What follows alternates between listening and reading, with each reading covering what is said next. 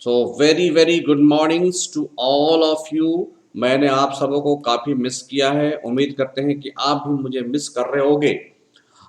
जैसा कि आप सबों को पता है, मैंने लास्ट जो हमारी करंट अफेयर्स चली थी वो 31 मई को चली थी।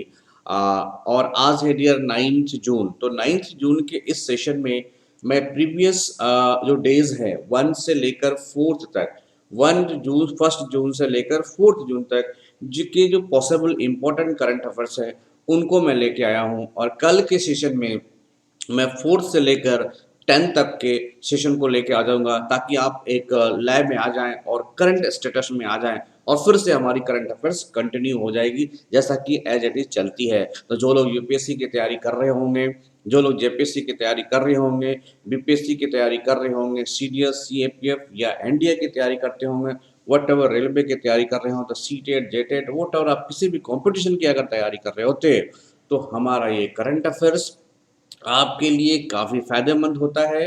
ऐसा देखा गया है, ऐसा स्टूडेंट्स का फीडबैक्स आया है। रीज़न ये है कि हमारी जो करंट अफेयर्स होती है वो फैक्ट बेस्ड करंट अफेयर्स होती है और टू द पॉइंट्स होती है, ताकि आपको एग्जामिनेशन में कम से कम पैनिक्स होना पड़े और मैक्सिमम आपको गेन मिल जाए आपको एग्जामिनेशन में। इस पॉइंट ऑफ व्यू को लेके मैं हमेशा आपको करंट अफेयर्स बनाता हूँ डियर। तो ये इम्पोर्टेंस आपके लिए होगा। सो फटाफट अपने पेन एंड पेपर को लेके तैयार हो जाएं, जैसा कि आप हमेशा करते थे, और लिखना शुरू करें डियर। जब तक आप लिख लिख के पढ़ोगे तो ये आपके लिए बेनिफिट होगी, और मैं पीडीएफ एज इट इज भेज दिया करूँगा, ताकि आपको अगर कोई मिस्टेक हुई होगी, किस तरह का मिस प्रिंटिंग आपको देखने को मिला होगा या राइटिंग में प्रॉब्लम आई होगी, तो उसे आप सॉर्ट आउट कर पाएंगे। बट डियर, लिख लिख के ज़रूर पढ़ना। आइए, यू कैन फॉलो मी, आप मुझे फॉलो भी करो। आप मुझे फॉलो कर सकते हो टेलीग्राम पे eminent tutorial. You can follow me at the rate of Instagram eminent Ajit. You can subscribe our YouTube channel eminent tutorials, and you can follow me on Facebook eminent Ajit या eminent tutorial, so that आपको सभी प्रकार के notification मिलता रहे। और अगर आपको किसी भी प्रकार के ग्रीवेंसेस है, या आप मुझे कुछ कहना चाहते हो, या कुछ इन्फॉर्मेशन को शेयर करना चाहते हो, तो आप किसी भी सोशल मीडिया साइट्स पे आके मुझे शेयर कर सकते हो। आप टेलीग्राम ऐप को ज़रूर डाउनलोड्स करना dear. Download Telegram app, type the link in URL and click on to join. Why? Because आपको इसी जगह पे आपको क्या मिलेगी, तो पीडीएफ मिलेगी डियर। और हाँ, हमारा एक जीएस स्पेशल ग्रुप चलता है, उनमें भी आप जो लोग इंटरेस्टेड होंगे वो अपना नंबर शेयर कर देना कमेंट बॉक्स में। मैं आपके नंबर को डाल दूंगा, ताकि वहाँ से जो इम्पोर्टेंट इम्पोर्टेंट क्वेश्चंस होते हैं उन सबों को जो मैं डील करूँगा वो आपको पीडीएफ के फॉर्म में मिल जाया करे। Okay, so don't stop. आज के उत्तम विचारों को लेके हम आगे सेशन को बढ़ाते हैं। Don't stop when you are tried. उस समय कभी मत रुकना जब आप थक गए होगे। Stop when you are done. जब आप अपने काम को अंजाम दे चुके होगे उस समय रुकना। मतलब आपको चले चलना है, चले चलना है, बड़े चलना है, रुकना नहीं है। क्योंकि थकना तो ज़रूरी है, लेकिन रुकना ज़रूरी नहीं है। वो तब तक जब आपको मंजिल ना मिल जाए। फॉर डैट, तब तक आप मेरे को सब्सक्राइब करो। Subscribe at the rate of YouTube MNN tutorials Ajit Mehta sir आपके लिए। चलिए, आज के इस विचारों के साथ, सुविचारों के साथ हम अपने सेशन की शुरुआत करते हैं। पहला आपका जो न्यूज़ एनालिसिस के रूप में आपके पास आ रहा है, ये 1 जून से लेकर 4 जून तक आएगा। नोमी ओकाशा, world number 2, withdraws from French Open after media boycott followed. मतलब दुनिया की दूसरे नंबर की खिलाड़ी नवामी ओसाका ने मीडिया के बहिष्कार के बाद फ्रेंच ओपन से अपना नाम वापस ले लिया है। जो नवामी ओसाका की बात करोगे डियर, ये काफ़ी बेहतरीन टेनिस प्लेयर हैं। पहला क्वेश्चन आपके मन में आता है कि नवामी ओकाशा जो है किस तरह की प्लेयर है, तो आप बोलोगे फ्रेंच ओपन टेनिस, या मतलब आप टेनिस प्लेयर हैं, और किस कंट्री के हैं, तो आप बोलोगे जापान की है। देख लो dear, Namami ओकाशा, the Japanese tennis player, announced on 31st May 2021 that she has decided to withdraw herself from the French Open tournament। इनके कुछ विवाद हुए थे, और इस विवादों को जिस तरह से मीडिया में उछाला गया था, तो इनको देखते हुए इन्होंने अपने डिग्निटी को मेंटेन करते हुए इन्होंने अपने आप को फ्रेंच ओपन से अलग कर लिया है, या फ्रेंच ओपन का इन्होंने बहिष्कार किया है। ओके, आइए नेक्स्ट क्या है, kappa and delta. So Kappa and Delta, who names COVID-19 variants first found in India. तो इंडिया के अंदर जो कोविड-19 के वेरिएंट पाए गए हैं, जो नए वेरिएंट पाए गए हैं, उन नए वेरिएंट का नाम डब्ल्यूएचओ ने रखा है कप्पा एंड डेल्टा। ओके, बार बार आपसे पूछा जाएगा the new variants found India या initiated from India is the name given by the WHO is, तो कप्पा एंड डेल्टा, इसको जरूर याद रखिएगा। तो कप्पा एंड डेल्टा डब्ल्यूएचओ ने भारत में सबसे पहले पाए गए कोविड-19 वेरिएंट्स का नाम रखा है। ये डब्ल्यू वर्ल्ड हेल्थ ऑर्गेनाइजेशन काफी कंसस रहता है, स्पेशली इंडिया के रिस्पेक्ट में, क्योंकि आपको पता होगा जो नए स्ट्रेन जो आपको देखने को मिले थे सेकेंड वेव में, वो इंडिया से ओरिजिन हुई है डियर। अब इस स्ट्रेन के बारे में देखो, जो कप्पा की जो स्ट्रेन है, वो कप्पा की जो स्ट्रेन है वो B1617.1 और डेल्टा की जो स्ट्रेन है B1617.2 कोविड-19 वेरिएंट्स है that were first identified in India have been named Kappa and Delta, respectively by the World Health Organization. The Global Health Agencies has named various variants of COVID-19 using Greek alphabet to simplify the public discussion as well as to help in removing the stigma from the names. तो अगर मान लो इसका नाम Greek words में रखा गया है ताकि पूरे विश्व में इसको सिंप्लीफाई तरीके से पढ़ा जा सके, क्योंकि डियर जो ग्रीक जो लैंग्वेजेस होती है वो काफ़ी वेरिएंट्स लैंग्वेजों का ओरिजिन माना जाता है, स्पेशली इंग्लिश लैंग्वेजों का माना, जैसे यहाँ भारत के अंदर जो बोलते हो तो इंडो ग्रीक लैंग्वेजेस आप बोलते हो। ओके, तो इस तरह से आप देखोगे कि इनके दो वेरिएंट्स देखने को मिले थे इंडिया के अंदर, B1617.1 इनका नाम रखा है इन्होंने कप्पा एंड B1617.2 इनका नाम रखा है इन्होंने डेल्टा। तो दो नए वेरिएंट है, ये काफी इंपॉर्टेंट है आपको जानना, kappa and delta. World first human case of H1N3 bird flu reported in China.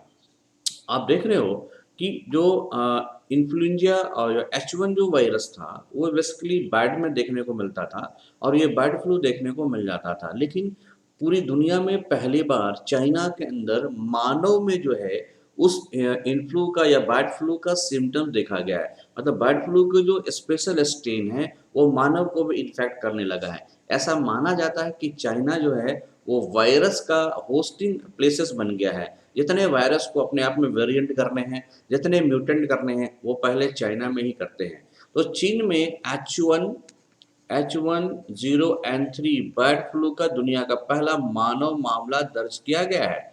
China has reported the world first known human cases of H1N3 strain of bird flu. A 41-year-old man in China Eastern Jiangsu Prant has been confirmed to have been infected with the bird's flu strain, as per the statement of the China National Health Commission 1 June 2021। तो China national health commission 1 जून 2021 को अपना declaration दिया है कि जिनसाओ प्रांत के अंदर जो है पहला एक 41 साल का जो आदमी है उसमें ये सिम्टम्स देखने को मिला है कि बर्ड फ्लू का स्पेशल स्ट्रेन पाया गया है। तो अब तक जो ये H1 वायरस जो था, H1 जो वायरस था या H1N1 वायरस था, बेसिकली ये जो बर्ड फ्लू को अंजाम देता था, बर्ड्स में देता था, उसका स्पेशल वेरिएंट जो है वो एनिमल में भी देखने को मिल गया है, that is H1N3 bird flu. Okay, ये चाइना में देखने को मिला है, तो ये काफी इंपॉर्टेंट सा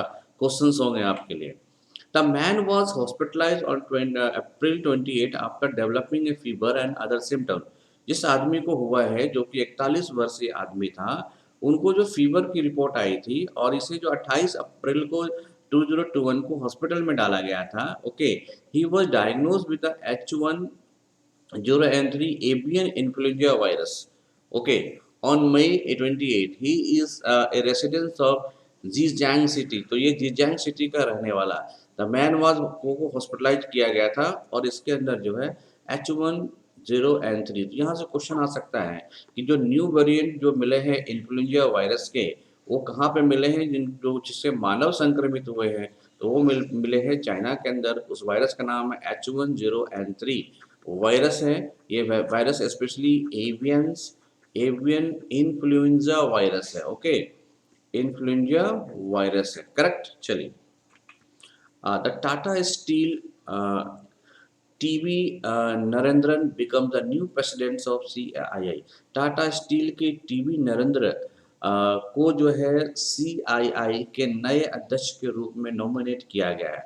the confederation of Indian industry, ये सीआईआई का फुल फॉर्म होता है dear Confederation of Indian Industries, on June 1st, 2021, announced that it has elected T.V. Narendran, the CEO and Managing Director of Tata Steel, as its new president for 2021 and 22। तो 2021-22 के लिए TV Narendran को CII का chairman या अध्यक्ष नियुक्त किया गया है। तो याद रखिएगा, he is basically TV okay Narendran है, इन्हें ये बनाया गया। ये काफ़ी इंपॉर्टेंट होगा, काफ़ी इंफॉर्मेटिव आपके लिए होगा, so you should have remember it.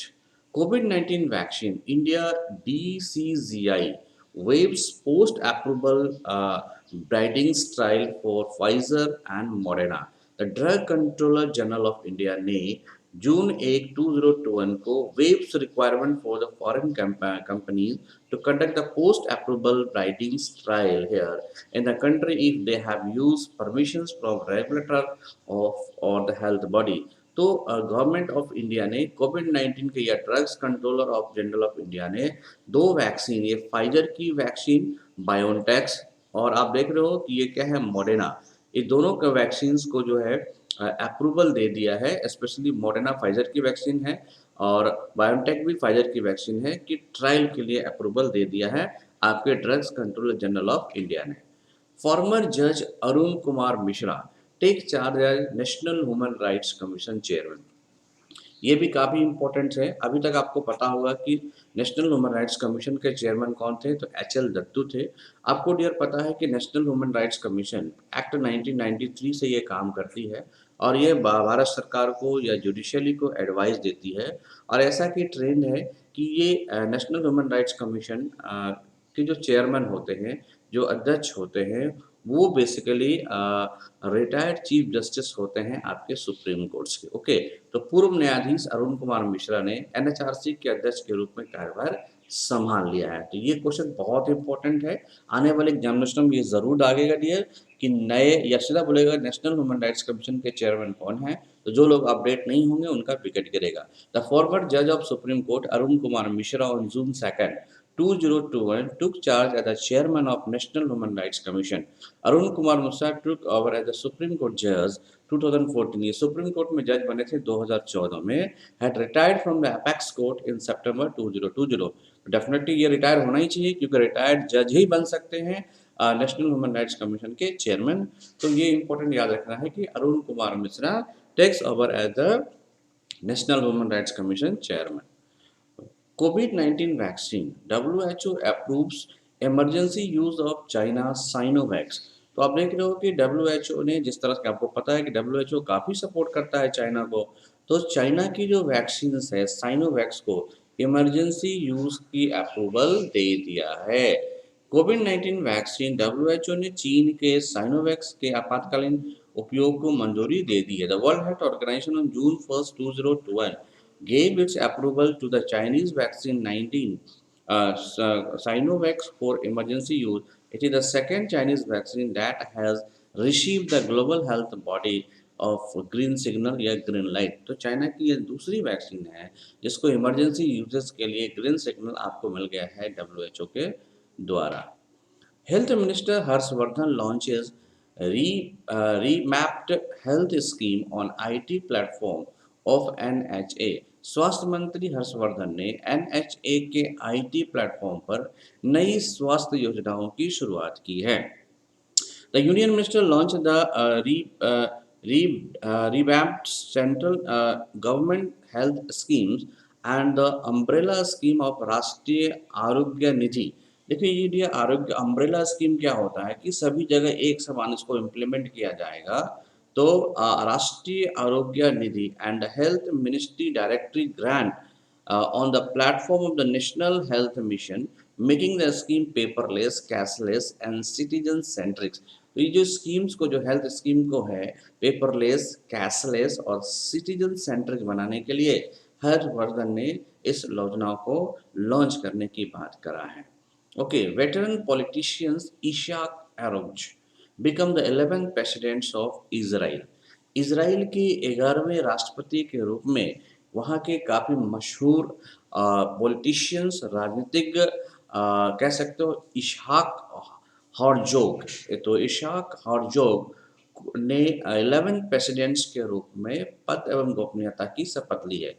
ये 60 साल के हैं। The 16-year-old will be the first president of Israel who is the son of former presidents. इनके जो फादर थे वो भी वहाँ के प्रेसिडेंट थे। हिरोश फादर्स चीम, इनके पापा हैं, उनका नाम क्या है? Chaim Herzog. Okay, Herzog has also served as the Israel head of state between 1983 to 1993। तो इराक के राष्ट्रपति रहे थे कौन? इनके फादर। तो ये एंसेस्टर के रूप में आप बोल सकते हो, या किसी के ऑलरेडी फादर रहते हुए फादर के स्थान पर, या फादर भी पहला थे और वो खुद के बने हैं प्रेसिडेंट, ऐसा करने वाले ये पहले व्यक्ति हो गए हैं। तो veteran politicians Isaac Herzog's becomes the 11th presidents of Israel। Ishaq Herzog has been elected as the president with the support of an overwhelming 87 lawmakers in the 120 member house। तो 120 में 87 इनको जो है सपोर्ट मिला था। Newly voted president thanked all the lawmakers who voted for him and mentioned that it was an honor to serve the entire people of the Israel। तो prime minister जो है इजराइल के कौन है? तो Israel prime minister Benjamin Netanyahu. तो Benjamin Netanyahu congrats किया है किसको?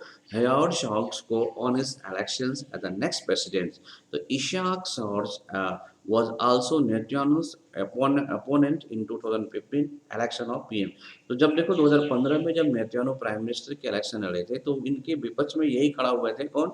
इशाक महोदय। और आज जो है इशाक जो है प्रेसिडेंट बन चुके हैं। ओके, तो इराक के जो आप देख रहे हो, Israel sorry Israel not Iraq, Israel के जो आपके जो चेयर प्राइम मिनिस्टर हो गए बेंजामिन नेतन्याहू और प्रेसिडेंट हो गए Isaac Herzog. Okay, India's largest warships sorry Iran's largest warship sink after catching fire in Gulf of Oman. Oman की खाड़ी में आग लगने के बाद डूबा ईरान का सबसे बड़ा युद्धपोत। आप देख रहे हो कि जिस तरह से ईरान और इराक या इजराइल और ईरान के बीच में वार चल रहा है, ऐसे समय में ईरान का जो सबसे बड़ा वारशिप था, वो युद्ध पोतक विमान था, वो गल्फ ऑफ ओमान या गल्फ की खाड़ी में या गल्फ ऑफ ओमान की खाड़ी में आग लगने के कारण पूरी तरह से बर्बाद हो गया है। Iran largest navy ship known as, तो शिप का नाम क्या है? कई बार एग्जामिनेशन में क्वेश्चन आपसे पूछा जाएगा। तो शिप का नाम है द खैराक्स। शिप का नाम है KHARG, Kharg. The Kharg sank after catching fire in the Gulf of Oman early in June 2021 according to the Iranian media। the fire broke out around 2:25 AM, मतलब 2:30 बजे के आसपास आपको आग लगी थी और ये पूरी तरह से जल के राख हो गया। African Union suspended Mali after 2 military coups in 9 months। 9 महीने में 2 सैन्य तख्तापलट के बाद अफ्रीकी संघ ने माली को निलंबित कर दिया है। जैसा कि आपको पता होगा कि माली अफ्रीकी संघ का एक यूनियन है, का मेंबर है, लेकिन माली के अंदर 2-2 बार सैनिक की तख्तापलट, मतलब वहाँ की जो डेमोक्रेटिक गवर्नमेंट्स है उनको रिप्लेस करके सेना ने 2-2 बार ऐसा काम किया है। इसको देखते हुए अफ्रीकी यूनियन ने माली को अफ्रीकन यूनियन से रिमूव कर दिया है। The African union suspended the membership of Republic of Mali on the ground of the second military group detention of A president and prime minister in 9 month. तो last 9 महीने में 2-2 बार ऐसा तख्तापलट हो गया है। और ये जो डेमोक्रेटिक नेशन का संघ है, तो ऐसे स्थिति में वहाँ पे जब सैनिक राज बार बार तख्ता पलट रही है, तो ऐसे में इनका यूनियन में रहना रूल के अगेंस्ट है, इसलिए इसे रिप्लेस कर दिया गया। ओके, तो colonel Goita was subsequently announced as the new interim president of Mali by the country's top court on May 28, 2021। तो गोइटा भी बने थे और फिर 2-2 बार ऐसा किया गया है इसलिए माली को रिप्लेस किया था। African union along with the suspension also threatened Mali with the sanctions, stating that if a civilians lead government is not restored in the country, उनका कहना है कि अगर जनता के द्वारा चुना गया शासन अगर वहाँ पे शासन नहीं कर सकता है तो आपको अफ्रीकन यूनियन में रहने का अधिकार नहीं है, क्योंकि अफ्रीकन यूनियन में वैसे कंट्री रहते हैं जहाँ पे डेमोक्रेटिक्स रूल्स चल रहे हैं। The African Union peace and security council will move ahead with the imposing the targeted sanctions and other punitive measures against the spoilers of the current political process in Mali। तो जिस तरह से वहाँ पे राजनीतिक घटनाएं देखने को मिल रही है, इस घटनाओं को शांति और सिक्योरिटी का हवाला देते हुए अफ्रीकन यूनियन चीफ ने सोमाली को अफ्रीकन यूनियन संघ के मेंबरशिप से रिप्लेस कर दिया। आप देख लो नीति आयोग ने sustainable development growth index 2022 and 2021 release किया है। अब देखना नीति आयोग का एसडीजी इंडियन इंडेक्स क्या है, आपके राज्य की रैंक क्या है। तो नीति आयोग ने 3 जून 2021 को रिलीज किया है third edition of the sustainable development goal index and dashboard 2021। ये काफ़ी इंपॉर्टेंट है डेट। आपको पता होगा कि नीति आयोग एक थिंक टैंक है, यह गवर्नमेंट को सजेशन करती है। The Sustainable Development Goal Index, the constructed by the Niti Aayog, is an aggregate measure that provides a holistic view of the performance of the states and union territory to the government, policymaker, business and public। तो आपके union territory में, भारत की union territory में और states में किस तरह के गवर्नमेंट की पॉलिसी आई है, गवर्नमेंट ने किस तरह से काम किया है और उस स्टेट ने गवर्नमेंट की पॉलिसी को कैसा इम्प्लीमेंट किया है, वहाँ बिजनेस पॉलिसी को कैसा इम्प्लीमेंट किया है और पब्लिक पॉलिसी जो दी गई है उसका किस तरह से इम्प्लीमेंट किया गया है। जो इंडेक्स है वो मेजर करता है performance of state and union territory on the basis of. अब इनका क्या, इंडेक्स का आधार क्या होता है। पहला बेसिक आधार है इकोनॉमिक, मतलब उस राज्य की आर्थिक स्थिति कैसी है, सोशल सामाजिक स्थिति कैसी है, और इन्वायरमेंटल पैरामीटर, पर्यावरण को उस राज्यों ने किस तरह से मेंटेन कर रखा है। और यह बता दूं कि जो पहली एडिशन है, the first edition of the sustainable development growth जो रिलीज हुई थी वो 2018 में, that covers 13 sustainable development goal with 62 indicator. तो 62 इंडिकेटर हैं और 30 पॉइंट्स हैं, लेकिन उस पॉइंट का एसोसिएशन किससे है, economic, social and environment parameters. Okay चलिए, New Zealand sign the Artemis accords, all you need to know. New Zealand ने आर्टेमिस समझौते पर हस्ताक्षर किए हैं। आप सभी को पता होना चाहिए कि यह समझौता क्या है। New Zealand sign the US lead Artemis Accords, ये यूएस के द्वारा बनाया गया है Artemis Accords with the NASA during a ceremony in Wellington, thereby joining an international agreement to cooperate with the NASA on peaceful, safe, sustainable and transparent space exploration। तो जिस तरह से स्पेस के रहस्य को वन बाय वन ओपन किया जा रहा है, ऐसे में अमेरिका के द्वारा एक एट्रीम्स अकॉर्ड्स बनाया गया है जिसमें वैसे कंट्री सपोर्ट कर सकते हैं, वैसे कंट्री आ सकते हैं जिनका इरादा peaceful, safe, sustainable and transparent space exploration को लेके है। तो न्यूजीलैंड भी इसमें शामिल हो गया है। The New Zealand joins the growing list of nations who have signed the ATM's accords, namely, इससे पहले कौन कौन शामिल हैं इसमें, तो आप देखोगे US, Ukraine, the UAE, the UK, the Republic of Korea, Luxembourg, Japan, Italy, Canada and Australia. Still India इसका मेंबर नहीं है। ATM's Accords facilitates in setting principle and promoting cooperation around the space exploration in terms of interoperabilities, transparencies, the release of scientific data, safe disposal of debris, sustainable use of resources, and prevention of harmful interference in space activities। तो space के कचरे को आसानी से निकाला जा सके, जो भी आपके पास रिसोर्स है उसका सस्टेनेबल यूज किया जा सके, सेफ डिस्पोजल ऑफ डेब्रिस हो सके, डेटा की ट्रांसपेरेंसी हो सके। ऐसे जिन मुल्कों का ऐसा इरादा है कि अंतरिक्ष के सेक्टर में, स्पेस के सेक्टर में वो करना चाहते हैं, तो वो इस मेंबर में शामिल हो सकते हैं। The atrium accords facilitates our preparation for future trade, और ये फैसिलिटेट्स करता है कि भविष्य में किस तरह से trade and economic opportunity as well as fulfil foreign policy objective, said economic development minister Stuart Nash. उन्हें कहा कि फ्यूचर में किस तरह से जो स्पेस के रिलेटेड जो इक्विपमेंट्स हैं उनका ट्रेड हो, उनकी इकोनॉमिक अपॉर्चुनिटी को कैसे तराशा जाए, नए सेक्टर को कैसा डेवलप किया जाए, इस पर्पस से एट्रियम्स अकॉर्ड्स का फॉर्मेशन किया गया है, जिसके मेंबर हैं Ukraine, UAE, UK, Republic of Korea, Luxembourg, Japan, Italy, Canada and Australia. इसको किसी जगह पर डियर आप नोट कर लोगे, ये काफ़ी इम्पोर्टेंट पॉइंट होता है। एक तो ये क्वेश्चन कि रिसेंटली जो है एट्रियम अकॉर्ड में शामिल होने वाला मुल्क कौन है, तो न्यूजीलैंड। और इससे पहले कौन कौन कंट्री थे, तो आप काउंट भी कर सकते हो, 1 2 3 4 5 6 7 8 9 10। तो ये 10 कंट्री थे, तो न्यूजीलैंड आपका 11th कंट्री हो जाएगा। करेक्ट। इस तरह के भी सवाल पूछे जाते हैं। तो वेरी वेरी थैंक्स, आप सबों ने हमारा लेसन को सुना। ये आपको 1 जून से लेकर 4 जून तक के कुछ इम्पोर्टेंट क्वेश्चन थे। जैसा कि आपको पता है कि हमारी सेशन गैप हुई थी due to some personal reasons, but now it is going to be continue once again. So आप मेरे को फॉलो कर लो टेलीग्राम पे फॉर आपको पीडीएफ्स। आप मेरे को यूट्यूब पे सब्सक्राइब कर लो, so you don't lose any lessons. और आप मुझे को फॉलो कर सकते हो फेसबुक पे, सो डैट आप अपनी किसी बातों को सोशल मीडिया के माध्यम से मेरे साथ पहुंचा सको। Same way you can follow me our Instagram also. Now, thank you for watching me. Subscribe YouTube channels Eminent Tutorials.